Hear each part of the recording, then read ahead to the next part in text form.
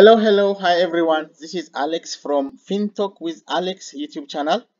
So on this video and on the next few videos, we will talk about taxes. So on this particular video, we will see individual taxation and we'll see the basic tax laws, and that will be based on the new 2020 tax year tax laws. So let's just get started and define what tax is. So as you can see on the screen, tax is a fee charged by a government on a product, income, or activity. We have two types of taxes. We have direct tax and indirect tax. A direct tax is a tax collected directly on a personal or corporate income. It can be on personal W-2 income or 1099 income, or a direct tax can be on a corporation profit.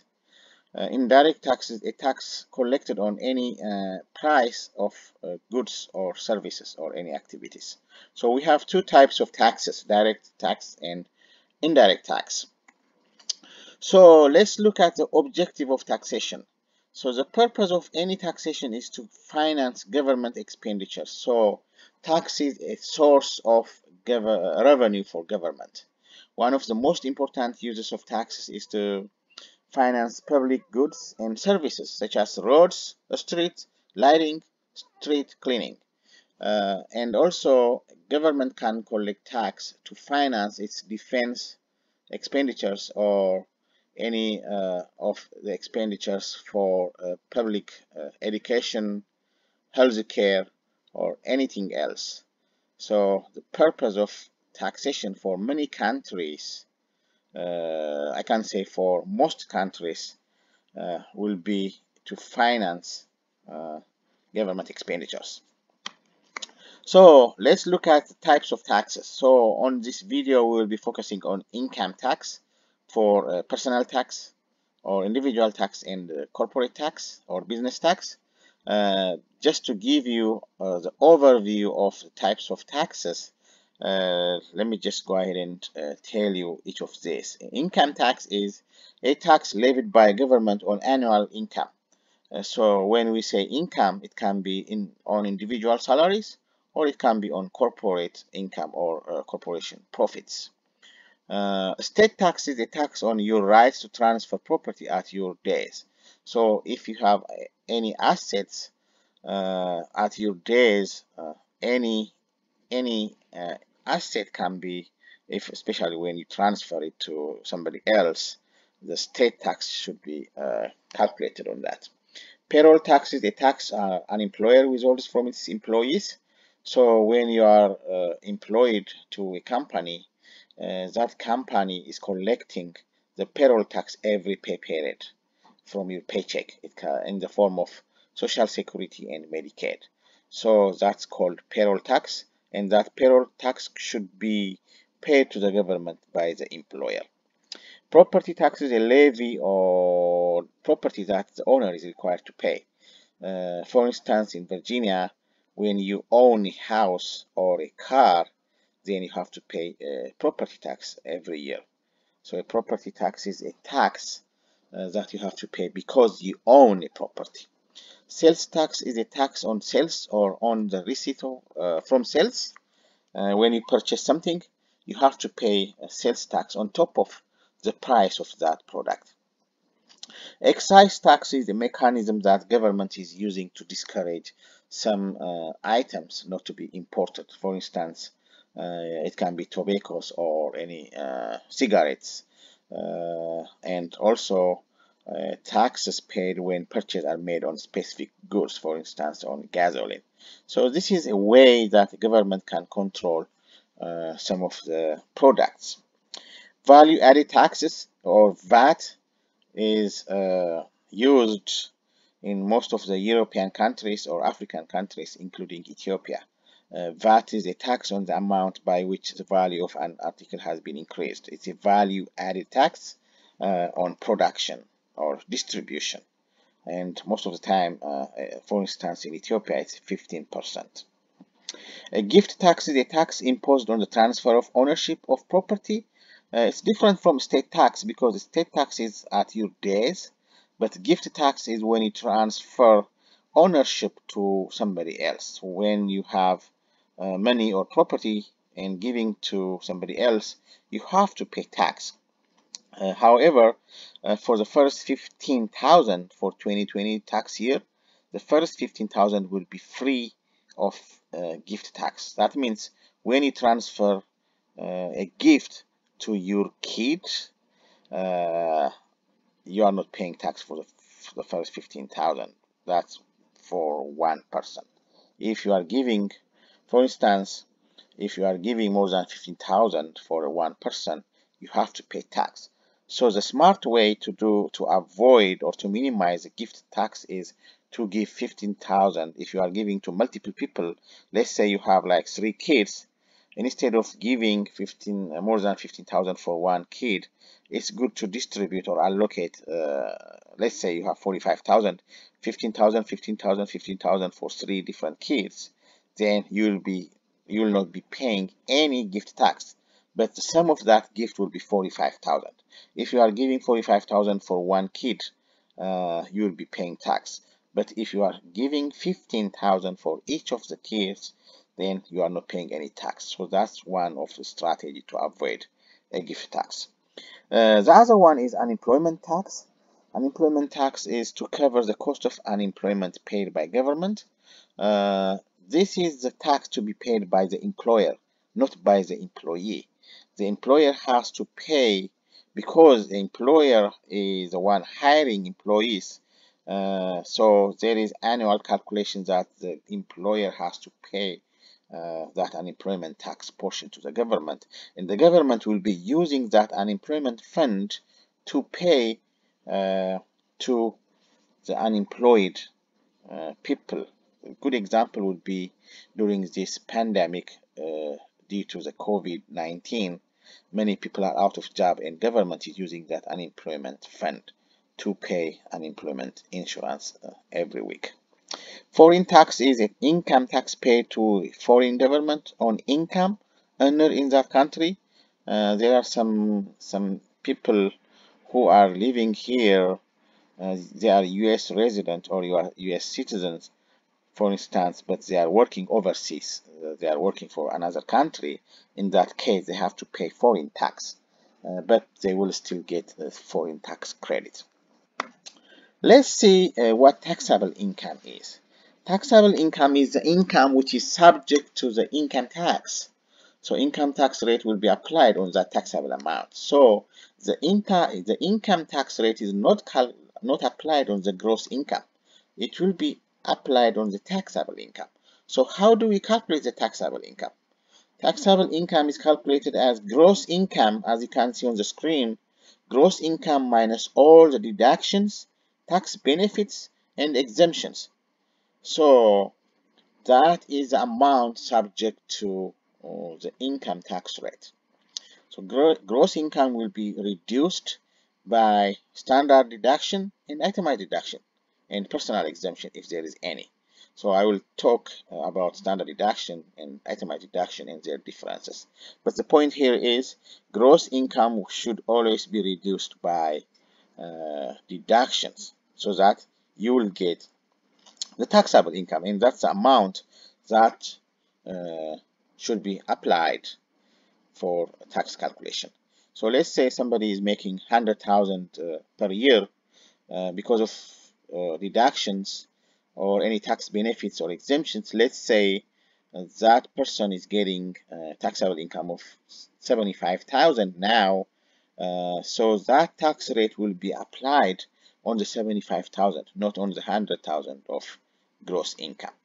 Okay, so let's see the overview. This is just the tax formula, just to show you or to give you an idea how the refund will be calculated. So always you need to start from gross income. Then once you have gross income, you will subtract or deduct adjustments, and the adjusted gross income, you will have that. Then after adjusted gross income, you have standard or itemized deduction. You cannot take both, it's one or the other. You have to take the greater. Then you will get taxable income. So you will apply the tax rate on that taxable income. that will give you the tax for that period, for that tax year. Then you will compare that tax which you just calculated with the withholding or the payments reported on your W-2. If your withholding is more than the tax, then that's when you get a refund. But if the withholding or the payment you made throughout the year is less than the federal income tax, then you owe money. That's tax due. On top of this, also you have to consider tax credits. The tax credits are, I will talk about that later in detail, but tax credit will be added on top of your refund. So this is the overall formula how you calculate the refund or the tax due or the amount owed. And the point here is you need to start from gross income and you have to subtract all the deductions to get the taxable income, and the tax rate will be applied to calculate the tax. So now let's talk about gross income. We just say that we always need to start from gross income to calculate the tax. So what does that really mean when we say gross income? So like I said, the first step in determining tax liability is to compute the gross income. So how do we calculate gross income? Gross income means all income from whatever sources derived, unless that income is specifically excluded by Congress. So let's say you found 4,000 under a floorboard in your house and cannot find the owner and kept the money, then that 4,000 become your income, regardless of the fact that you did earn it or not. So income should be always reported in the United States tax law. Everybody working in the United States has to pay tax on the earned income, except that income is exceptionally excluded. So when we say income, it can be cash income or non-cash income. If that's the non-cash income, then you have to use a fair market value to measure that income. It can be property or service received. So that's the main point we have to remember here. The other thing is the adjusted gross income. How do we calculate adjusted gross income? Like I said before, gross income minus the adjustments will give you adjusted gross income, which is called AGI. AGI is reported on your 1040 form on line 17. So every time when you apply for a loan or scholarship or any kind of car auto loan or mortgage, they always ask you AGI. What's your AGI? AGI is adjusted gross income. AGI is nothing but gross income minus adjustments, and that's reported on line 17 of your 1040. So that's every time when they ask you AGI, that's what it means. Okay, so now what are adjustments? We just said adjustments should be subtracted from gross income to calculate AGI. So what are adjustments? Adjustments are adjustments to income are expenses that reduce your total or gross income. So you enter income adjustment directly on form 1040, like I said, on your tax return. That means you benefit from adjustments to income, whether you itemize deductions or take the standard deduction. So that's before you take the itemized or standard deduction. That's why we call adjustments above the line. That's because it's above the AGI on your 1040 form. That's the key. That's why we call it above the line deductions. Okay, so now what are adjustments to income? Let's see this one by one. These are above the line items, also called adjustments. The first one is qualified educator expenses. As you know, when you are a teacher or a professor at college or university, government wants to encourage you that you are teaching. So there is 250 benefit that you get as adjustment. That means you will subtract 250 from your income to reach to AGI of whatever you are making that year. Self-employment tax is also one of the adjustments. Self-employment tax is a tax that you have to pay when you are self-employed, especially when you file Schedule C, working for as a contractor, or when you have small business. You will be paying self-employment tax, and half of that tax can be subtracted from your income as adjustment. The other adjustment is self-employer health insurance. If you are paying health insurance benefits throughout the year, then you can subtract that from your income.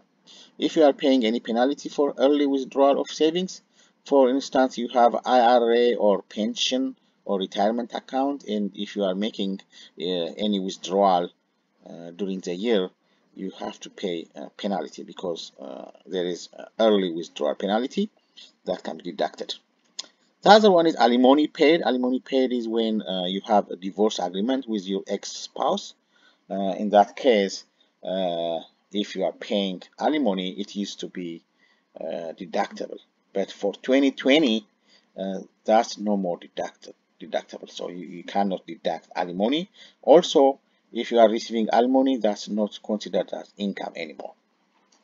Contribution to a traditional IRA, when you have a pre-tax deduction from your paycheck, that can be considered as your adjustment. Contribution to health saving account, HSA, will be the same as that will be considered as adjustment too.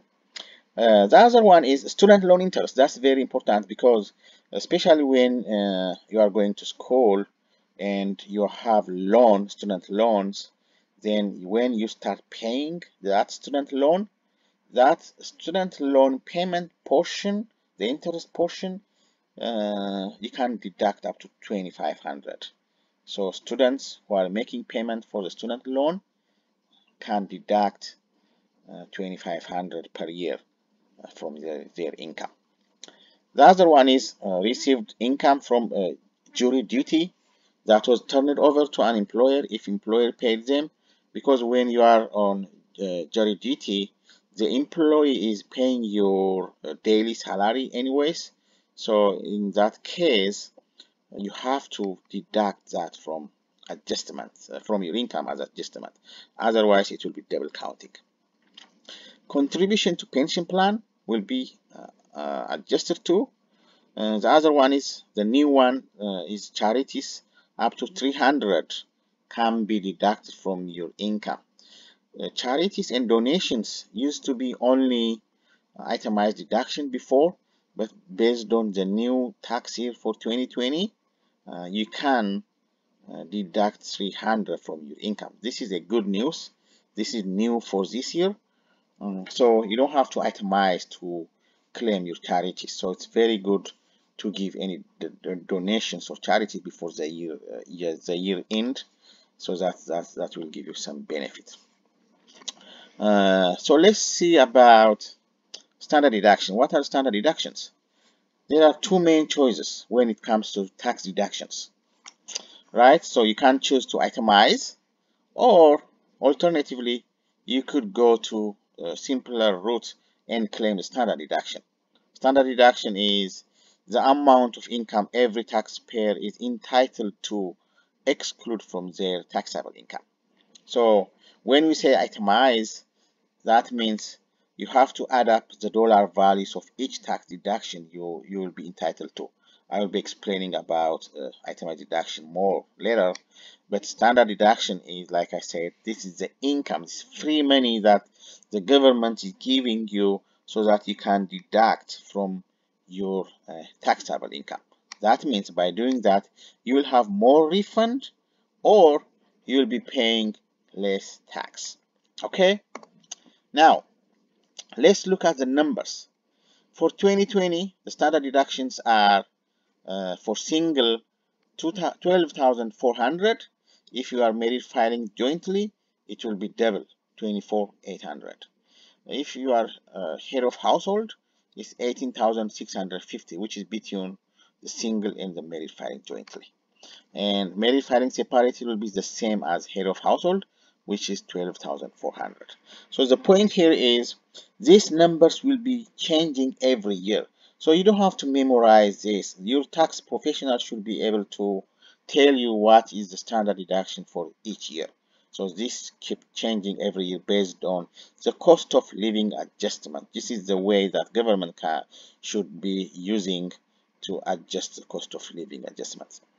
All right, so if there are additional standard deduction, if you are over 65 or blind, in addition of the regular standard deduction, you will have 1,300 more. And if you are, for those people who are unmarried and not surviving spouse, it will be 1,650, 1,650, and there is no personal exemption for 2020. Okay, so these are the standard deduction for 2020, which means when we do the tax for 2020 in the coming year for 2021, between January and April, this will be the numbers that we'll be using. All right, so what can you claim? There are some tax deductible or not. You cannot claim every expenses. There are some requirements or criteria when you deduct your expenses. So let's look at itemized deductions now. If you choose to itemize deductions, you can deduct all this listed here. That means you are not taking the standard deduction. That means you have more expenses than the standard deductions, then you chose to take the itemized deductions. So let's look one by one. Medical expense. When you say medical expense, there is a threshold. For 2020, the threshold is 7.5% of your AGI. You already know what AGI is now, adjusted gross income. Let's say you have 100,000, and because of adjustments, let's say you have only let's say 80,000, then 7.5% times 80,000 will be your threshold for your medical expense. Unless your medical expense is more than that threshold, you cannot deduct medical expenses. Okay, so just to give you a good example, let's say your salary is 10,000, 7.5% of the 10,000 is 7,500. So unless your expense is more than 7,500, I mean 750, I'm sorry, unless you have medical expense of 750 or more, you cannot deduct that medical expense if your income is only 10,000. So that's just to give you an example. The other itemized deduction is mortgage interest paid. You are making mortgage payment every month when you own a house. So the portion, that the interest portion, can be claimed as itemized deduction. The same for mortgage insurance premium, because when you own a house, you need to have insurance coverage. So that expense can be claimed. The other one is contributions or donations up to 100% of AGI. That's new. It was up to 60% of AGI before. Now, based on the new tax law for 2020, that threshold is changed. That means you can give donation up to 100% of AGI. Let's say your income or your AGI is 100,000. You can give donation up to 100,000, and you can itemize those. The other one is state and local taxes paid. When you file your tax at year end, you have two taxes to file. One is federal income tax, and the other one is state income tax. So the state income tax that you paid, you can claim it as itemized deduction. The other one is personal property tax. Some states, you have to pay property tax on your vehicles or on your real estate. Then you can claim those personal property taxes. The other one is educational expenses, tuition fees. You can claim those. Casualty and theft losses, you can claim those. There is limitation for that too. Gambling losses up to gambling winning can be deducted too. Let's say your gambling winning is 5,000, but you have gambling related losses of 7,000. You cannot deduct 7,000. You can deduct up to the winning amount, which is 5,000. Okay, so these are the itemized deduction that you can claim for 2020. This changes every year too. This is specifically for 2020. Now, let's look at very important point here. Many people are confused about tax deductions and tax credits. So let's see what the difference is here. Tax deductions are any deductions that will reduce the taxable amount. It can be standard deduction or itemized deduction, like I told you before. Tax credits are tax benefits that will be directly added to your refund. Remember this, directly added to your refund. Or it is an amount of money that can be offset against a tax liability. So let's say you have a tax refund of 5,000 and you have a child tax credit of 2,000, then your refund will be 7,000. 5,000 plus 2,000. You see, that's directly added to your refund.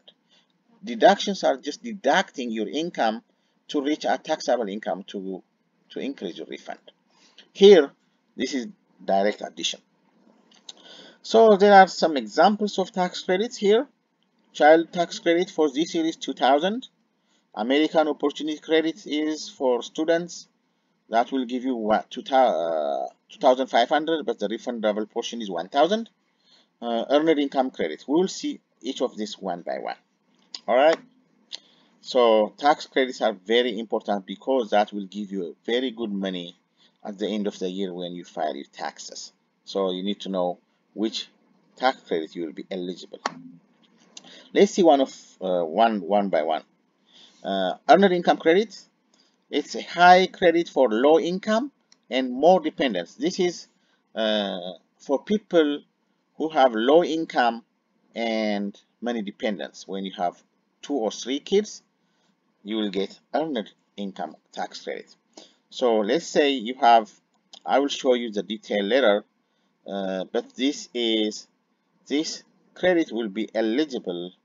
You will be eligible for this credit only if you are working. That's why it's called earned income. Unless you have earned income, you will not be qualified for earned income credit. This is just to encourage people to work, to go to work. Otherwise, people will be just sitting at home and waiting for earned income tax credit. So government is smarter so that there is this criteria. Child independent care credit is when you have expenses for your kid for your daycare and babysitting. So the maximum is 3,000 for day for kid. This is 3,000 per kid. Adoption credit, when you adopt a child, legal documents required. It's around this adoption credit is between 13,000 and 14,000 for this year. Child tax credit, a refundable credit of 1,000 for one child. When you have a child, you will be eligible for 2,000 child tax credit, but the refundable portion is 1,000. That will be just added on top of your whatever refund you are getting. Credit for the elderly or disabled, when you will get extra credit in addition to the standard deduction, in addition to other benefits. You will be getting extra credit if you are older than 65 or if you are disabled. There is premium tax credit if you have low income. You have health coverage tax credit. You have foreign tax credit. Like I said before, foreign tax credit is when you are working overseas and you are paying tax to that country, then you should be able to get the foreign tax credit. Okay, let's talk about education credit. Now we have 2 types of educational credits: lifetime learning credit and American opportunity credit. As you can see on the screen, lifetime learning credit is as long as you are going to school throughout your life, you will be eligible for lifetime learning credit. And American opportunity credit is only for the first 4 years of post-secondary education. After you graduate after that college or university, then you will not be eligible for American opportunity credit. That's only for 4 years. And you'll be eligible for enrollment fees, tuition fees, and for course materials. Lifetime learning credit is calculated as 20% of the tuition paid. Whatever tuition amount, tuition fee amount that is, you will apply 20% of that, but the maximum will be 2,000, and that will be per year. You will be qualified for any tuition and fees for that year. American Opportunity Credit will be 2,500 per eligible student.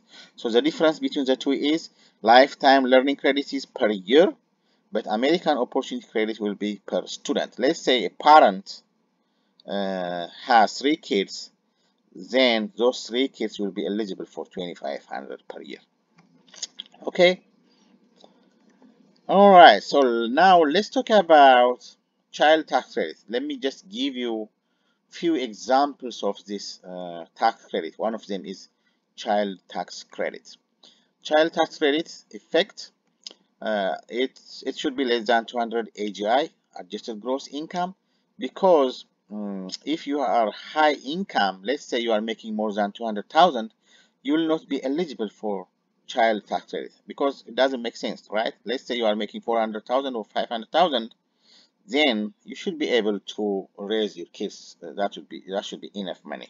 So that's why there is a threshold of 200,000 AGI. It was 1,000 before. Now the child tax credit is 2,000, and it will be per one child. Any eligible refund increased by 1,000.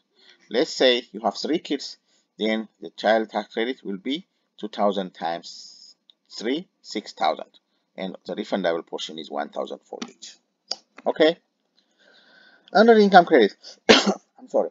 Earned income credit is it gives you a very good money, especially for those people who have low income. For 2020, they could get up to 6,660 just because of earned income credit. Let's say they are getting other benefits too. That's why you see some people are getting 10,000, 15,000 tax refund.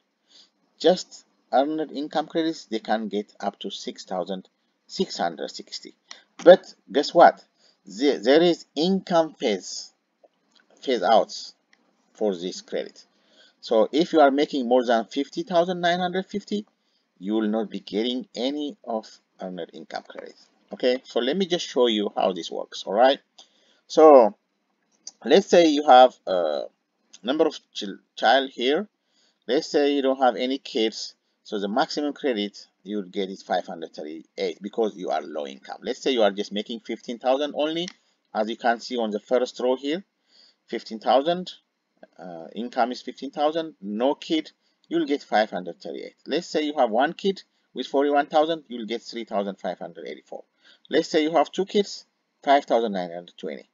Let's say you have 3 kids, you will be getting 6,660 as long as your income is not more than 50,000. Okay, so the maximum earned income credit that you can get is 6,660. This is a huge money, and that will really give you a good money when you file your taxes, when you have 3 kids with low income. All right, so there are some new changes especially for 2020, and because of the TCJA, the Tax Cut and Job Act, there are some new changes. We'll be talking about those on the next video. It affects all the taxpayers, as you know, not everybody benefits. And we'll be talking about COVID-19 impacts on my next videos, and we will see how it affects you.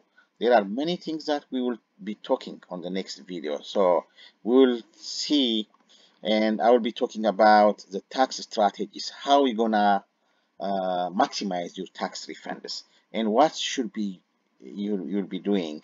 And also we'll be talking about what you have to do before the year ends within the next 2 weeks. So I will be making another video specifically on that now. So I will see you on the next videos. Thank you so much. If you have any questions, feel free to email me. My email is fintalkwithalex@gmail.com. fintalkwithalex@gmail.com. Feel free to ask me any questions, any tax related questions. I should be able to answer that to you. Please share this video and make sure to like the video and share to other people so that they will be benefiting. Also, please make sure to subscribe if you didn't do that yet. Thank you everyone. I will see you on the next video. Thank you.